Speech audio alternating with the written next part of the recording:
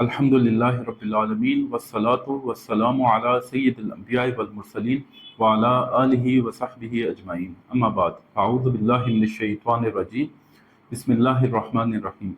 अस्सलामु अलैकुम व रहमतुल्लाहि व बरकातुहू। दूसरे मसाइल के साथ साथ हमारा एक बहुत बड़ा और अहम मसला ये भी रहा है कि हमारे दीनी मुसलमान के साथ छेड़ की जाती रही है, जिसकी एक जिंदा मिसाल ये मुबारक सानी केस है। आज का मेरा मौजू अकीदा ख़त्म नबूवत के हवाले से है कि अकीदा ख़त्म नबूवत क्या है। आसान लफ्ज़ों में समझिए, अकीदा ख़त्म नबूवत ये है कि नबूवत अपनी तमाम सूरतों के साथ ख़त्म हो चुकी है और हुज़ूर नबी करीम सल्लल्लाहु अलैहि वसल्लम आखिरी नबी हैं।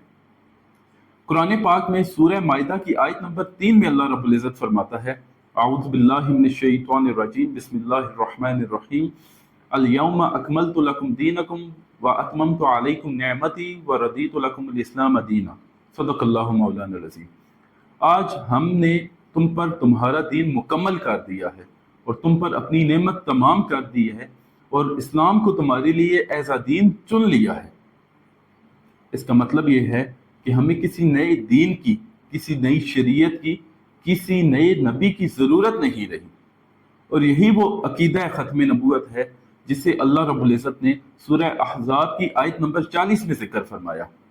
फरमाता है, अऊज़ु बिल्लाहि मिनश शैतानिर रजीम, बिस्मिल्लाहिर रहमानिर रहीम, मा काना मुहम्मदुन अबा अहदिन मिन रिजालिकुम वलाकिन रसूलुल्लाहि व खातमन नबिय्यीन व काना अल्लाहु बिकुल्लि शैइन अलीमा। सदक़ल्लाहु मौलाना अज़ीम।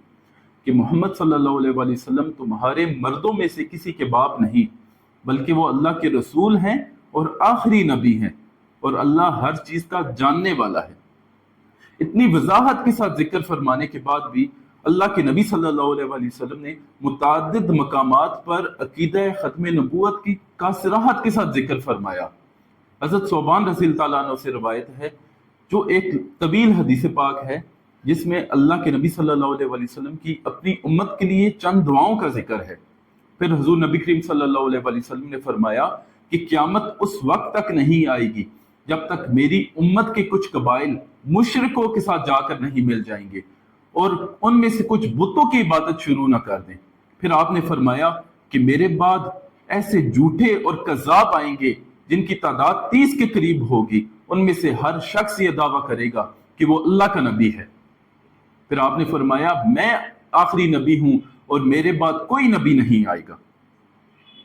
इसी तरह एक और हदीस पाक में आता है कि अल्लाह के नबी सल्लल्लाहु अलैहि वसल्लम ने फरमाया, मेरे 5 नाम हैं, मैं मोहम्मद हूँ, मैं अहमद हूँ, मैं माही हूँ। माही कहते हैं मिटाने वाले को। आपने फरमाया कि मेरे जरिए अल्लाह रब्बुल इज़्ज़त कुफ्र को मिटा देगा।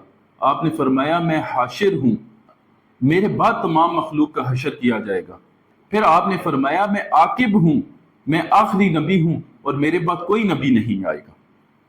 इतनी सिराहत के साथ जिक्र करने के बाद भी अल्लाह के नबी सल्लल्लाहु अलैहि वसल्लम ने इस उम्मत को अकीदा ख़त्म नबूवत मिसाल देकर समझाया।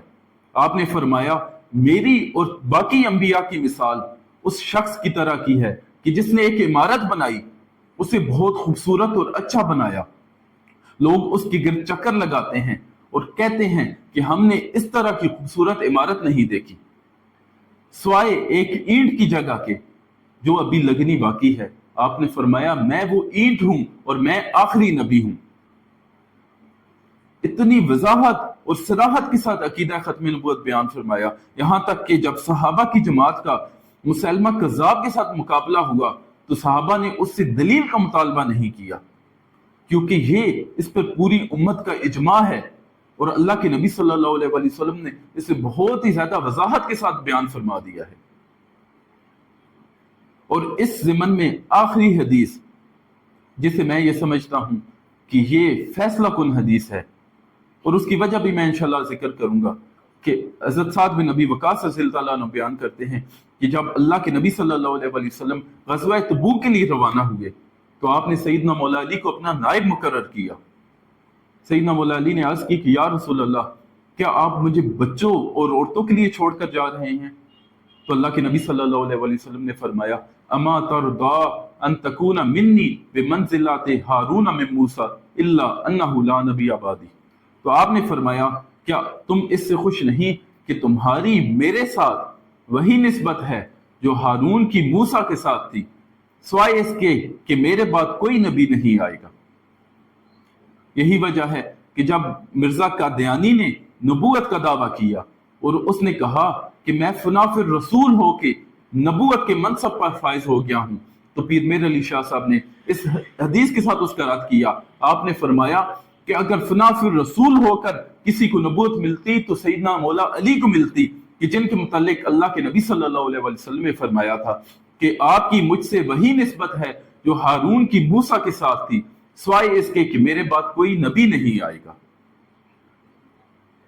دعا ہے کہ اللہ رب العزت اس امت مرحومہ کو تمام فتنوں سے نجات عطا فرمائے، اور وہ لوگ جنہوں نے اپنی زندگی کا مقصد عقیدہ ختم نبوت کا دفاع بنا لیا ہے، اللہ رب العزت انہیں جزائے خیر عطا فرمائے۔ وآخر دعوانا ان الحمد للہ رب العالمین۔